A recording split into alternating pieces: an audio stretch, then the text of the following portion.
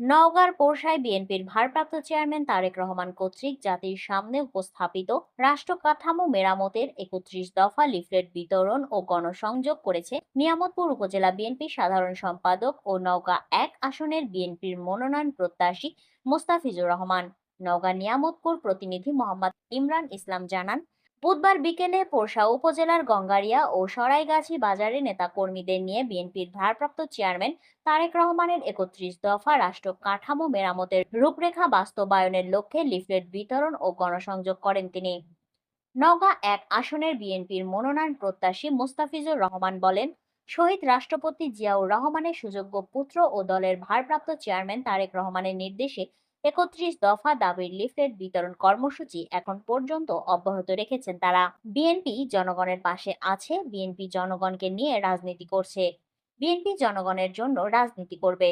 এই লিফলেট বিতরণের মূল উদ্দেশ্য আগামী জাতীয় সংসদ নির্বাচনে এদেশের মানুষ যেন শান্তিপূর্ণভাবে ভোট দিতে পারে এই বার্তা জনগণের কাছে পৌঁছে দেয়া।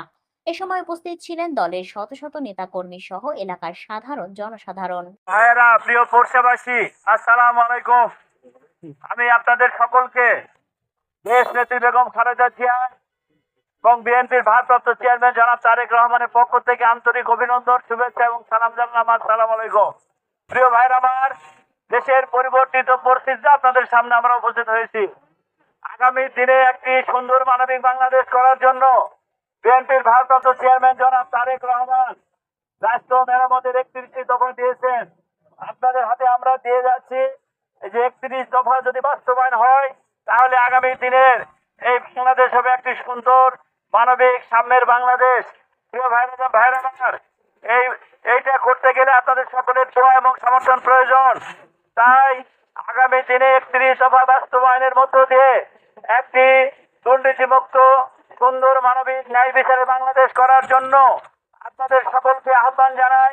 আপনারা দেশ নেত্রী বেগম খালেদা জিয়া এবং বিএনপির ভারপ্রাপ্ত চেয়ারম্যান তারেক রহমানের পাশে থাকবেন।